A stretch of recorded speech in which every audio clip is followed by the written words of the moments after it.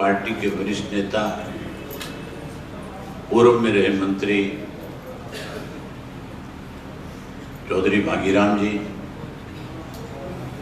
Indian national Lokdal party के सरसा लोकसभा क्षेत्र से सांसद सरदार चरणजीत सिंह रोड़ी जी, पार्टी के जिला के प्रधान सरदार बलविंदर सिंह कैरो जी, आपके विधानसभा क्षेत्र से पार्टी के विधायक भाई रविंदर बलियाड़ा जी, फतेहाबाद विधानसभा क्षेत्र से विधायक विधानसभा के मेरे साथी श्री बलवान दौलतपुरिया जी, महिला की अध्यक्ष श्रीमती सरोज सांगा जी, हल्का के प्रधान, सदा आपके बीच में रह करके आपकी सेवा करने वाले भाई विक्कर सिंह हडोली जी, शहरी प्रधान अरुण खन्ना जी, रमेश लाली जी, महिला की हल्का की प्रधान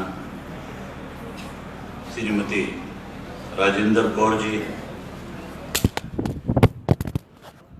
श्री देवदत्त बिश्नोई जी, राजकुमार मित्तल जी, अन्य मेरे साथ मंच पे बैठे हुए पार्टी के जिला के, ब्लॉक के, प्रदेश स्तर के सभी नेतागण, बहुत ही मान और सम्मान के योग आज के इस कार्यकर्ता के सम्मेलन में आए हुए रतिया विधानसभा क्षेत्र के गांव-गांव से, शहर के वार्ड से पार्टी के बहुत ही निष्ठावान, कर्मठ, मेहनतकश कार्यकर्ता साथियों, पत्रकार छायाकार दोस्तों, मेरे से पहले आपके सामने सबने अपने विचार रखे, सबने लोकसभा के चुनाव की चर्चा करी। लोकसभा के चुनाव का बिगुल बज चुका है। हरियाणा के लोकसभा के चुनाव 12 मई को होंगे। इस देश में जब पिछला लोकसभा का चुनाव था, उस लोकसभा के चुनाव में लोगों की तो एक मंशा थी, इच्छा थी कि कांग्रेस के 10 साल के कुशासन से पीछा छूटे, भारतीय जनता पार्टी सत्ता में ना आ सके। इसके लिए लोग चाहते थे कि कोई तीसरा मोर्चा बने। उस तीसरे मोर्चे को हम अपना मनचाहा वोट दे करके प्रदेश में मेरे की किसान की सरकार बना सके। लेकिन तीसरे मोर्चे का गठन नहीं हुआ। अलग अलग पार्टियों के जो लीडर थे वो आपस में बैठ करके तीसरे मोर्चे का गठन नहीं कर सके। लोगों के सामने बड़ी मजबूरी थी। लोग कांग्रेस से दुखी थे, परेशान थे, कांग्रेस से छुटकारा चाहते थे और भारतीय जनता पार्टी की तरफ से नरेंद्र मोदी जी को प्रधानमंत्री का उम्मीदवार बना दिया। नरेंद्र मोदी जो बीजेपी की तरफ से प्रधानमंत्री के उम्मीदवार बन करके जब देश भर में गए तो उन्होंने हर वर्ग के लोगों को कैसे लुभाया जा सके, कैसे उनका वोट लिया जा सके, इसकी आवाज बढ़ाना भैया, कैसे वोट लिया जाए, उसके लिए अलग अलग तरह के नारे दिए।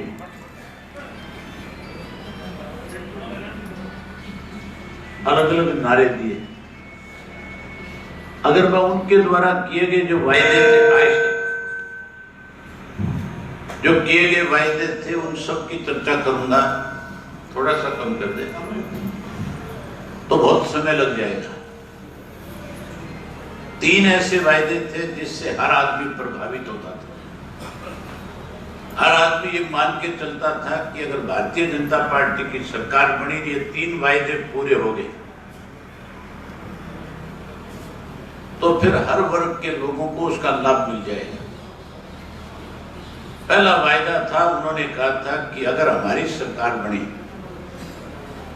तो सरकार बनने के बाद जो कांग्रेस ने 50 वर्ष में इस देश से धन लूट करके विदेश के बैंकों में जमा कराया, हम उस काले धन को वापस देश में लेकर के आएंगे और हर व्यक्ति के खाते में जन धन योजना के तहत 15-15 लाख रुपए जमा करा देंगे। वायदा बहुत बड़ा था, हर आदमी ये मान के चलता था कि तेरे खाते में अगर 15 लाख रुपए आ गए तो जो कोई छोटा मोटा कर्ज तेने बैंक से ले रखा है उस कर्ज से भी मुक्ति पा लेगा और बचे हुए पैसे से छोटा मोटा धंधा करके अपने बच्चों का पालन पोषण कर लेगा। दूसरा वायदा किया था, देश की 70% आबादी जो गांव में रहती है, जो केवल खेती पे निर्भर करने वाले लोग हैं, उनसे वायदा कर दिया था कि स्वामीनाथन की रिपोर्ट को लागू करेंगे और किसान की फसल का जो लागत मूल्य है उससे 50% ज्यादा किसान को देकर के मालोमाल कर देंगे। तीसरा वायदा कर दिया था पढ़े लिखे नौजवान बच्चों के साथ, उनसे कहा था कि हर साल 2 करोड़ बच्चों को नौकरी और रोजगार देंगे। वायदे तो और बहुत सारे किए थे, लेकिन 3 मुख्य ऐसे वायदे थे जिससे आम आदमी को फायदा हो रहा था। लोगों ने मोदी जी की बात पे विश्वास करके वोट दे दिया, देश में भारतीय जनता पार्टी की सरकार बन गई। हमारे हरियाणा प्रदेश के अंदर 4 महीने के बाद चुनाव था और 4 महीने का जो चुनाव होने जा रहा था उस वक्त मोदी ने हरियाणा प्रदेश में भी अलग अलग जिलों में जाकर के मीटिंगें करी, वहां और ज्यादा बड़े बड़े वायदे कर दिए। जो कोई कच्चे कर्मचारी थे उनसे कह दिया आप सबको पक्का करेंगे, और पक्का लगा हुआ कर्मचारी था उसको कह दिया पंजाब के समान वेतनमान देंगे। हरियाणा में भी ये कहा था कि 5 लाख युवाओं को हर साल रोजगार और नौकरी देंगे, और वायदा ये किया था 24 घंटे बिजली देंगे, 24 घंटे आपको पानी देंगे, नहर के अंतिम छोर पे पानी पहुंचा करके किसान के खेत की फसल को पकाएंगे। अनेक वायदे यहां भी लोगों के साथ कर लिए। हरियाणा में तो कोई सोच भी नहीं सकता था कि भारतीय जनता पार्टी भी कभी अकेले अपने बहुमत के साथ इस प्रदेश में सरकार बना लेगी, लेकिन लोगों ने मोदी की बात पे फिर विश्वास किया और हरियाणा में भी सरकार बीजेपी की बनी।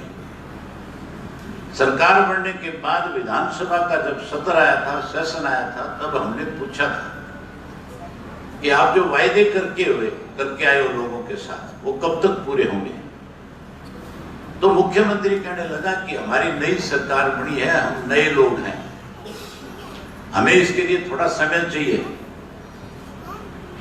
मैंने विधानसभा में मुख्यमंत्री जी से कहा कि हम आपको 1 साल का समय देते हैं, आपसे उम्मीद करते हैं कि आप लोगों के साथ जो वायदे करके आए उन सब वायदों को पूरा करोगे, और अगर आपने वायदे पूरे नहीं किए तो फिर हमारी जिम्मेवारी लोगों ने विपक्ष की लगाई है। जहां हम आपकी पोल खोलेंगे, जहां हम आपका विरोध करेंगे, वहीं हम आपको विधानसभा में भी इस बात के लिए जवाबदेह बना देंगे। हमने इंतजार किया, साल भर कोई काम नहीं हुआ, 5 साल हो गए। केवल और केवल लोगों का ध्यान बांटने के लिए नई नई बातें कहनी शुरू कर दी। कभी बेटी बचाओ बेटी पढ़ाओ अभियान की बात करी, कभी देश के प्रधानमंत्री ने स्वच्छ भारत का नारा दे करके आम आदमी के हाथ में, चाहे गांव का पंच था, सरपंच था, चाहे कोई कलर डीसी था, चाहे कोई एमएलए था, मंत्री था, सबके हाथ में झाड़ू पकड़ा दिया, सबको का सफाई पे लग जाओ। बेटी बचाओ बेटी पढ़ाओ की बात करी, फिर कोई स्वच्छ भारत की बात करी, अब डिजिटल हरियाणा की बात करते हैं, कभी हैपनिंग हरियाणा की बात करते हैं। जिस चीज का हमारे से कोई संबंध नहीं दूर दूर का, उन सब बातों को कह करके हमारा ध्यान बांटते हैं। कभी गाय का नारा देते हैं, कभी गीता का देते हैं, कभी सरस्वती की बात करते हैं। जो वायदे किए थे वो वायदे पूरे नहीं कर रहे। मैं जब SYL के मामले को लेकर के आपकी पार्टी के इंडियन नेशनल लोकल पार्टी की तरफ से निर्णय हुआ कि सुप्रीम कोर्ट से SYL को लेकर के जो फैसला हरियाणा प्रदेश के हक में आया, अगर सरकार उस SYL नहर का निर्माण नहीं करवाती तो फिर इंडियन नेशनल लोकदल पार्टी लोगों के बीच में जाकर के सरकार के खिलाफ आंदोलन खड़ा करेगी। और हमने 2 साल तक लगातार अलग अलग चरणों में 6-7 दफा आंदोलन किए। हर आंदोलन में आपकी पार्टी की तरफ से एक कार्यकर्ता ने अपनी जिम्मेवारी समझ करके हरियाणा प्रदेश के लोगों के साथ न्याय हो, इसके लिए लड़ाई लड़ी। चाहे वो पंजाब में जाकर के गिरफ्तारी देने की बात थी, चाहे दिल्ली में जाकर के पार्लियामेंट को घेरने का मामला था, चाहे प्रदेश के सतर पे हर विधानसभा क्षेत्र के एक हल्के के कार्यकर्ताओं ने धरने देकर के प्रधानमंत्री को रेजोल्यूशन भेजा, और चाहे आप लोगों ने फिर दिल्ली में जाकर के लाखों की संख्या में इकट्ठे होकर के प्रधानमंत्री को आगाह करके आए, और चाहे आपटावाड़ी से लेकर के अम्बाड़ा तक की सारी सड़कें रोकने की बात थी। और उसके बाद जेल भरो आंदोलन में तो हर जिले से हजारों की संख्या में जहां बड़े बुजुर्ग गिरफ्तारी दे रहे थे, मांग कर रहे थे, वहां हमारी माताओं और बहनों की संख्या भी हजारों में थी। उन्होंने भी प्रदेश के किसान के हित के लिए अपने छोटे छोटे बच्चों को घरों में छोड़ करके डिस्ट्रिक्ट हेडक्वार्टर के ऊपर जाकर के गिरफ्तारियां दी। जब भारतीय जनता पार्टी को और कांग्रेस को दोनों को ये लगा कि अब प्रदेश में हालात बदलते जा रहे हैं, लोग इंडियन नेशनल लोकदल पार्टी के साथ जुड़ते जा रहे हैं, तो फिर कैसे आपकी पार्टी को कमजोर किया जाए, तोड़ा जाए, इसके लिए दोनों पार्टियों ने मिलकर के षड्यंत्र रचने शुरू कर दिए। जो वायदे पूरे करने थे, वायदे नहीं पूरे किए। आप कैसे कमजोर हो, इस काम में लगे। आज फिर दोबारा भारतीय जनता पार्टी के लोग जो है ये कहते हैं कि हम किसान के खाते में 6-6 हजार रुपया सालाना देंगे। हमारा अपना पैसा है जो हमारे से सरकार ने लिया है, उसका कुछ हिस्सा हमें दे करके फिर बरगलाने की कोशिश कर रहे हैं। जब से भारतीय जनता पार्टी की सरकार प्रदेश में बढ़ी, पहले तो कांग्रेस के लोगों ने जो दिल्ली के साथ लगता हुआ हरियाणा था, जहां किसान की जमीन की कीमत बहुत ज्यादा थी, उस किसान की जमीन को कैसे बिल्डरों के हाथों में सौंपा जाए, कैसे उन बिल्डरों के साथ मिलकर के अपनी जेब भरी जाए, उसके लिए दफा 4 और 6 के नोटिस देते थे। और सरकार जब एक्वायर जमीन करने की बात कहती थी, नोटिस देती थी, उसके कम पैसे किसान को जब मिलते थे तो बिल्डर किसान के पास जाकर के खड़ा हो जाता था, और वो कोई 5-4 लाख रुपए एकड़ का ज्यादा देकर के करोड़ों रुपए एकड़ की जमीन को कोड़ियों के भाव ले लेता था। जब बिल्डर खरीद लेता था उसको, तो फिर सरकार जो दफा 4 और 6 के नोटिस देती थी वो वापिस हो जाते थे। और ये कांग्रेस से उस बिल्डर के साथ मिलकर के उस बेशक कीमती जमीन को प्लॉटिंग करके महंगी बेच करके अपनी जेब भर देते। हम उम्मीद तो ये करते थे कि कांग्रेस के सरकार में जो लूट मची थी, भारतीय जनता पार्टी की सरकार उन लुटेरों को जेल की सलाखों के पीछे भेजेगी। इन्होंने उनके पीछे भेजने की बजाय उससे भी 4 कदम आगे बढ़ने का काम किया कि कैसे किसान को आर्थिक रूप से कमजोर किया जाए। पहले तो कांग्रेस ने 10 साल मारा, और भारतीय जनता पार्टी की सरकार ने स्वामीनाथन की रिपोर्ट को लागू करने की बजाय, जब आप धान की फसल बाजार में बेचने गए थे तो नमी के नाम पे 250 से 300 रुपया क्विंटल का कम दिया गया। कोई सरसों बेचने गया तो उसकी सरसों की खरीद सरकार ने करने की बजाय मंडी में खुले में बेचने पे मजबूर कर दिया ताकि उसको पूरा भाव ना मिले। नरमे और कपास जब हम बेचने जाते थे, जब उसकी बिजाई करते थे, तब तो भाव होता था 6,000 रुपये क्विंटल, और जब बेचने गए तो उसी नरमे और कपास का भाव 4,000 रुपये हो गया। 2-2 हजार रुपये क्विंटल का नरमे और कपास में हमें घाटा लगा। जहां हमारी फसल के दाम कम दिए इस सरकार ने, नमी के नाम पे हमारा पैसा काटा, वहीं प्रधानमंत्री फसल बीमा योजना के नाम के ऊपर 500 रुपए 600 रुपए पर एकड़ के हिसाब से साल में दो दफा काट लिए। 1200 रुपए एक एक किसान की जेब से हर साल एक एकड़ के हिसाब से ले रहे हैं। हमारे से तो अगर 1200 रुपए पर एकड़ लेते हैं और उसी 1200 में से 500 रुपया निकाल करके पर एकड़ के हिसाब से हमें फिर वापस दे रहे हैं। पहले हमें लूटते हैं और फिर हमारे पैसे से हमें बरगलाने की कोशिश करते हैं। अगर सरकार की नीयत ठीक हो तो इस देश के अंदर तेलंगाना एक स्टेट है और उस तेलंगाना स्टेट के अंदर वहां का जो मुख्यमंत्री है वो किसान का हितैषी है। जैसे चौधरी देवीलाल हमेशा किसानों के बारे में सोचते थे, जब कभी भी उनको मौका मिलता था किसान को आर्थिक रूप से कैसे मजबूत किया जाए, सामाजिक रूप से उसकी कैसे ताकत बढ़े, कैसे वो राजनीतिक रूप से मजबूत हो, इसके बारे में चौधरी देवीलाल हर वक्त चिंता करते थे। उसी तरह से तेलंगाना का मुख्यमंत्री जो है, वहां का किसान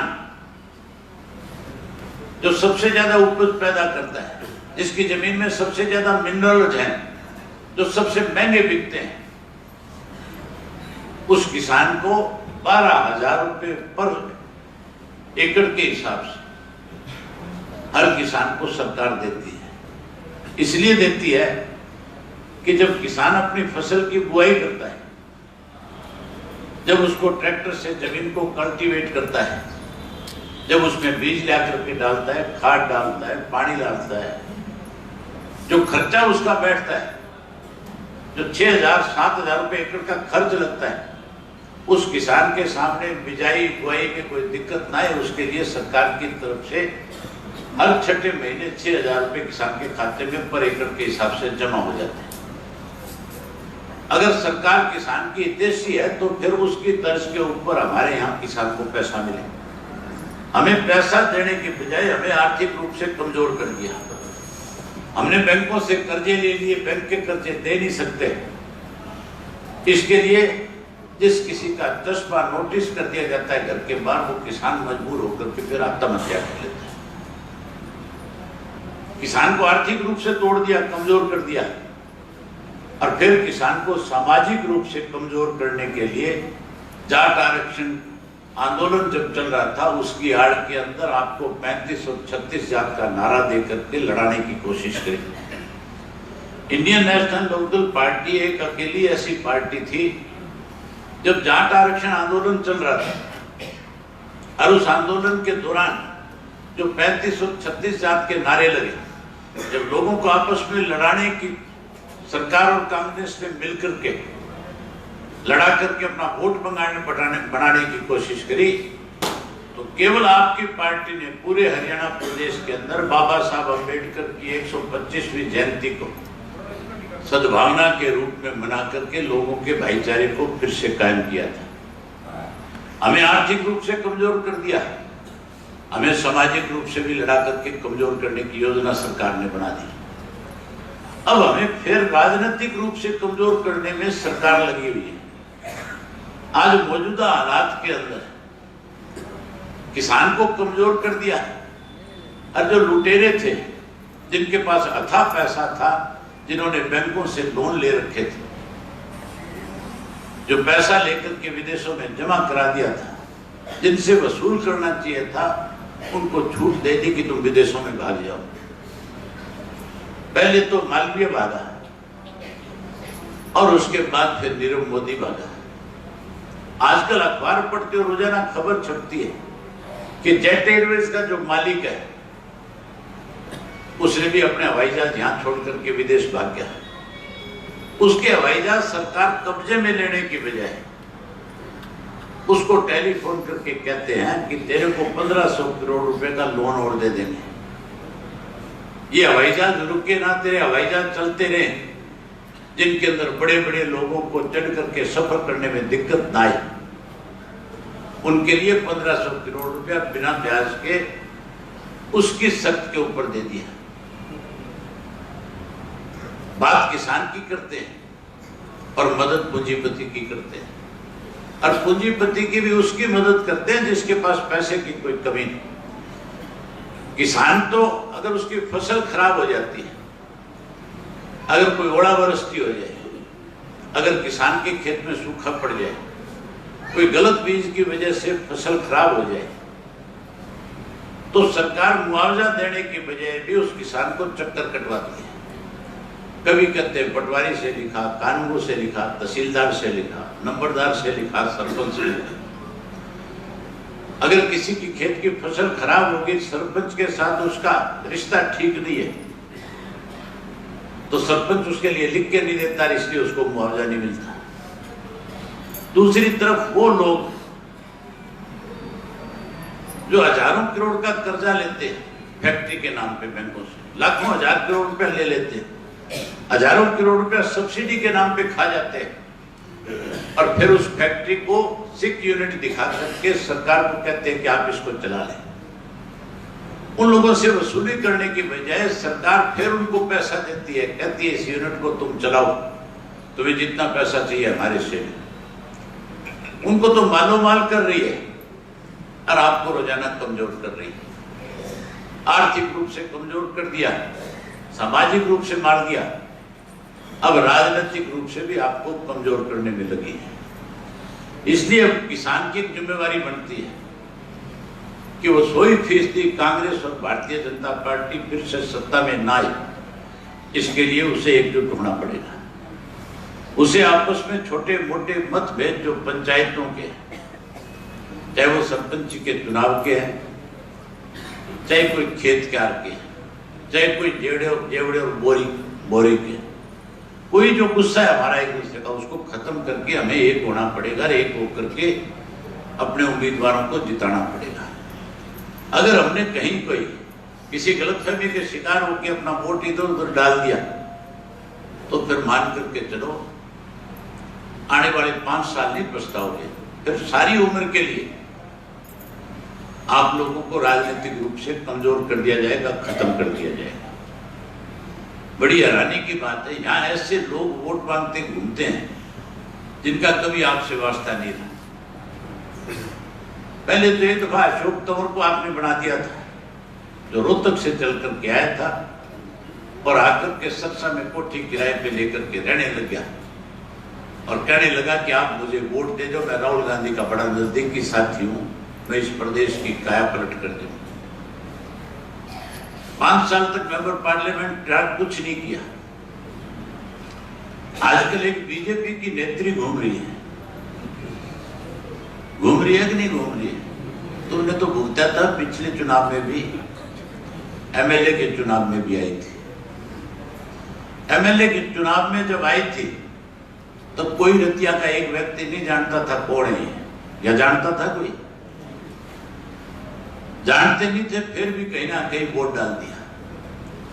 जब आपने वोट डाल दिया तो उसके भी हौसले बढ़ गए, अब फिर आ गई कि नहीं आ गई? आजकल जब बारिश होती है, जैसे श्रावण का महीना आता है, गांव के जोड़ के साथ से निकलते हो, जब छोटे मोटे बादल चल करके आते हैं तो वहां मेंढकों की आवाज सुनते हो कि नहीं सुनते हो? ये बरसाती मेंढक है, ये तो केवल आपका वोट लेने के लिए आते हैं। अच्छी बड़ी गाड़ी में बैठ के आएंगे, अच्छे से अच्छे कपड़े पहन करके आएंगे, अच्छे से अच्छी भाषा बोलेंगे, मीठी मीठी बात करके आपको कहीं ना कहीं बरगलाने की कोशिश करेंगे।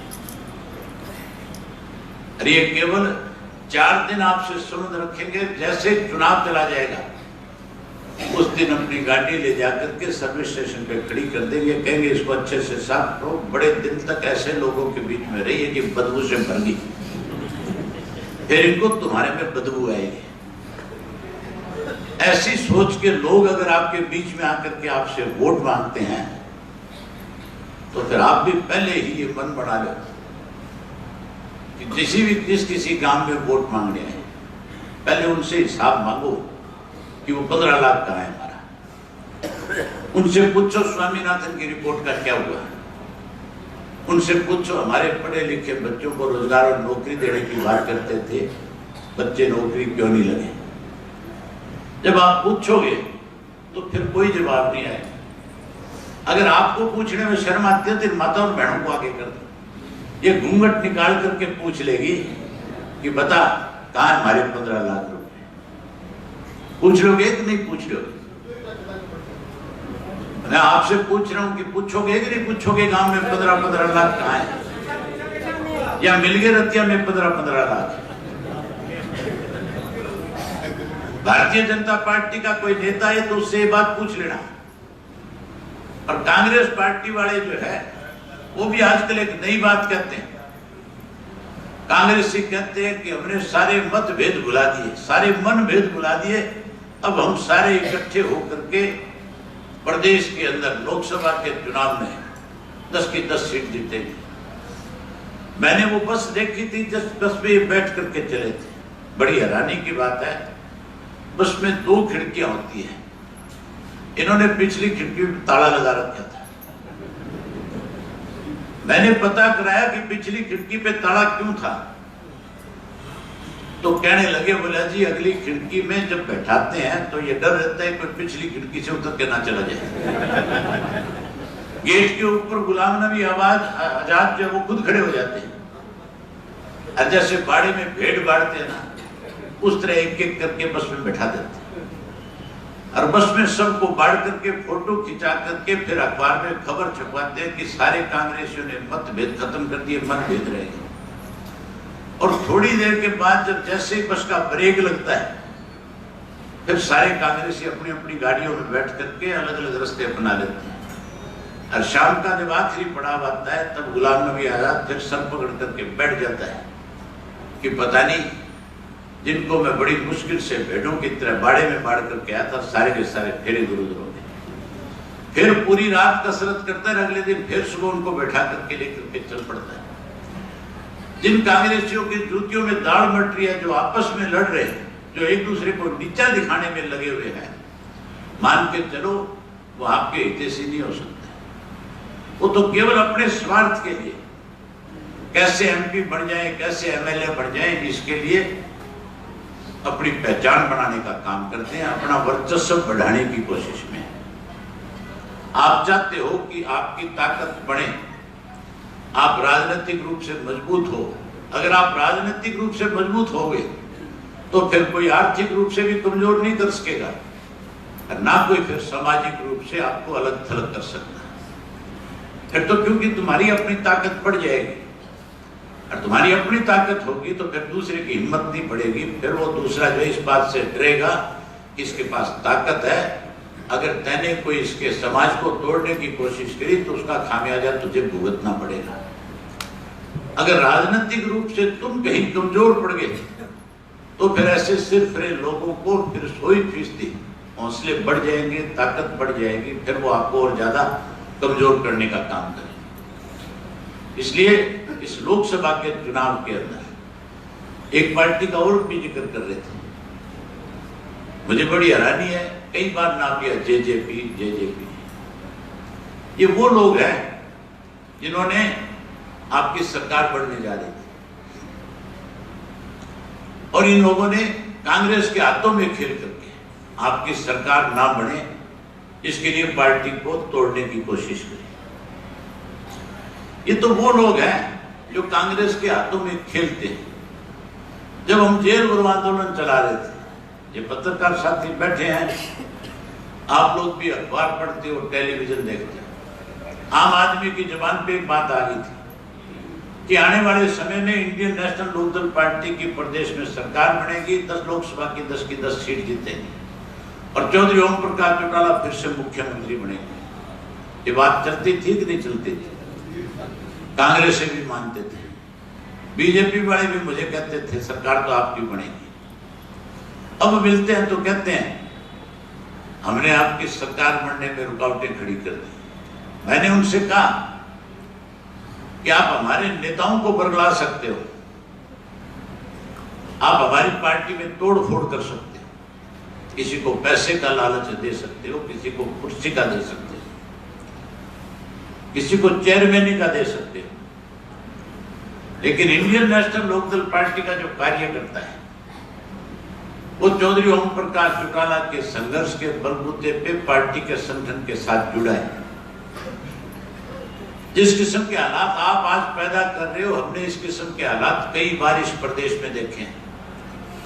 चौधरी देवीलाल जब सन 1977 में पहली दफा प्रदेश के मुख्यमंत्री बने, ये भजनलाल 36 एमएलए हमारे तोड़ के लेकर के चला गया था, सरकार गिरा दी थी, मुख्यमंत्री बन गया था। लोग कहते थे इनको सरकार चलानी नहीं आती, अखबार वाले कहते थे इनको राजनीति बनाना आता है। उसके बाद सन 1987 के अंदर हमारे पास 51 एमएलए थे। गवर्नर ने कांग्रेस के दबाव में आकर के भजनलाल को मुख्यमंत्री के पद की शपथ दिला दी थी और समय दे दिया था सरकार तोड़ने के लिए। उन दिनों में दल बदल पे कोई रुकावट नहीं थी। इसकी वजह से उस वक्त भी बहुत सारे एमएलए बिक गए थे। तब भी लोग कहते थे अब ये राज नहीं बना पाएंगे, अब ये सत्ता में नहीं आ पाएंगे। 87 में भी यही बात चली थी और 87 के बाद जब हमारे 9 एमएलए जीत करके आए तब तो ये कहने लगे थे अब तो इनके 9 से 10 भी नहीं होंगे।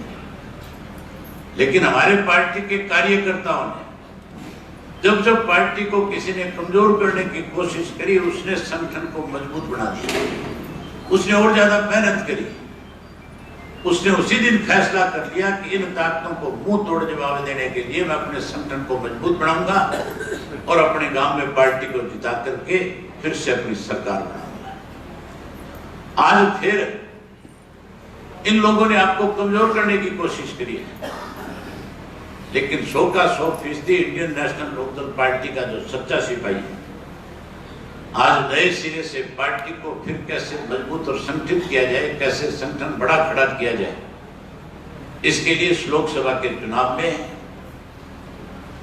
इंडियन नेशनल लोकदल पार्टी के प्रत्याशी को भारी बहुमत के साथ जिता करके लोकसभा में भेजेगा। लोकसभा में जब आपके प्रत्याशी जीत करके जाएंगे तो अब की बार तो अड़ंगा बढ़ेगा। अब की बार तो ना बीजेपी की सरकार बनती ना कांग्रेस की बनती। अब की बार तो एक एक एमपी की कीमत होगी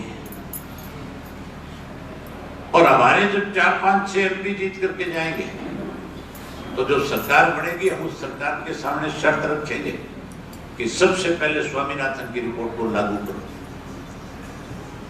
तो स्वामीनाथन की रिपोर्ट को लागू करेगा, हम उसको समर्थन देंगे और उसकी सरकार बनाएंगे।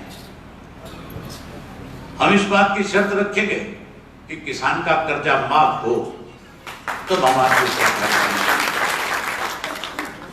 हम उनके सामने इस बात की शर्त रखेंगे कि गरीब की बेटी की शादी में 5 लाख रुपए कन्यादान के मिले। हम इस बात की भी शर्त रखेंगे कि गांव के स्कूल में पढ़ने वाला बच्चा जो है, जो नौकरी के लिए फॉर्म अप्लाई करे तो 20% मार्क्स उसको ज्यादा दिए जाएं ताकि वो नौकरी से वंचित ना हो।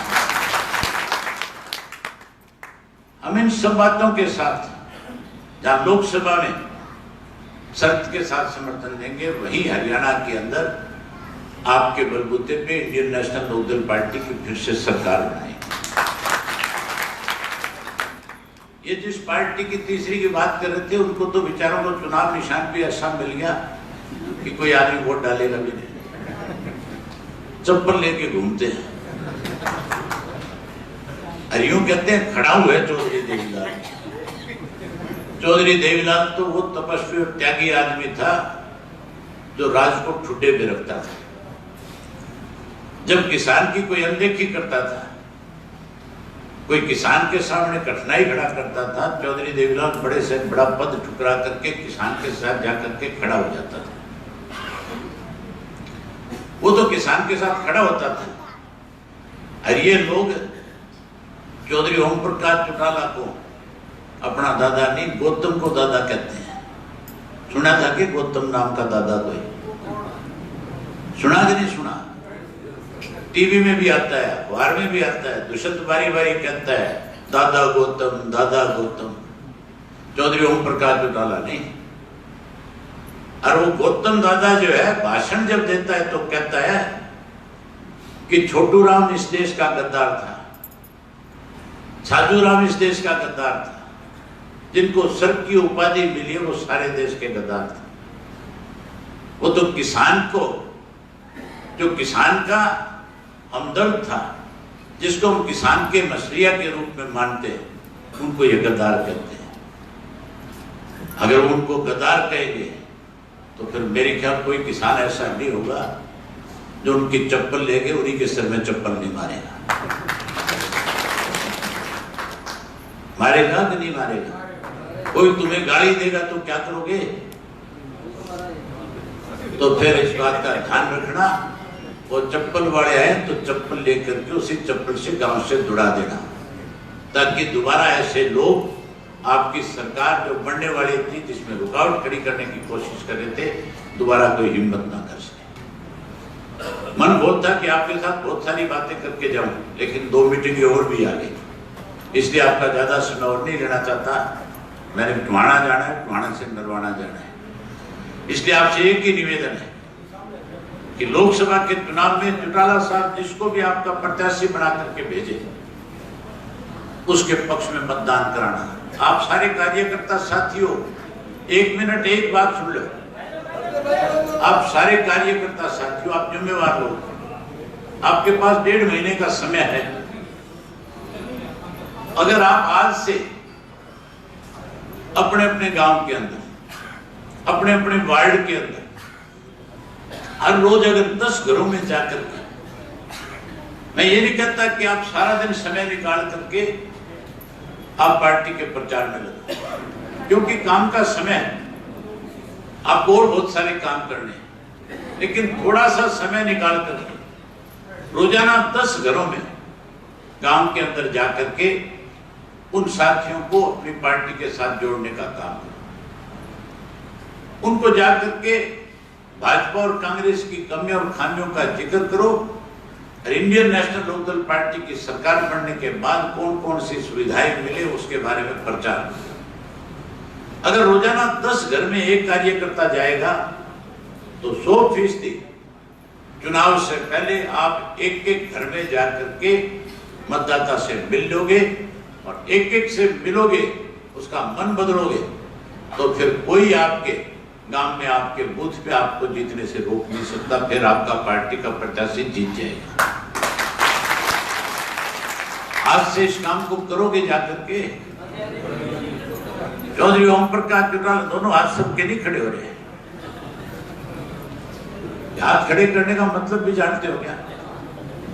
मतलब यह है कि हम परमात्मा को साक्षी मान के बात करते हैं।